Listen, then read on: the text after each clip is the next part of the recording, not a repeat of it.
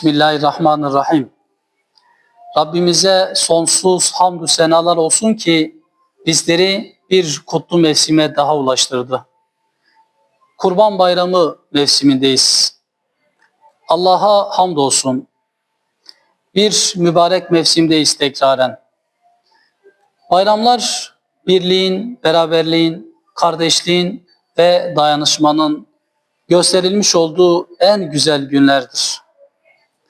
Kurban Bayramı ise Hazreti İbrahim'in teslimiyetini ve Hazreti İsmail'in de sadakatini ortaya koyan kutlu ve mübarek zaman dilimleridir.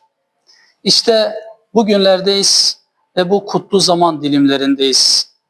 Rabbimizden bu kutlu zaman dilimlerini bahse konu ettiğimiz şuurla geçirmeyi bizlere ve tüm ümmet-i Muhammed'e nasip eylesin.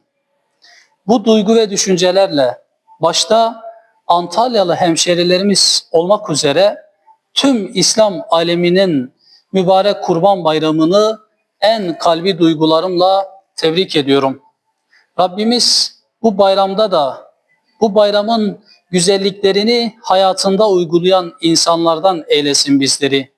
Ve bu bayramı ve bu kutlu zaman dilimlerini Gazze başta olmak üzere yeryüzünde zulme uğrayan mustazafların gerçekten zaferi elde etmelerine vesile olmasını diliyorum.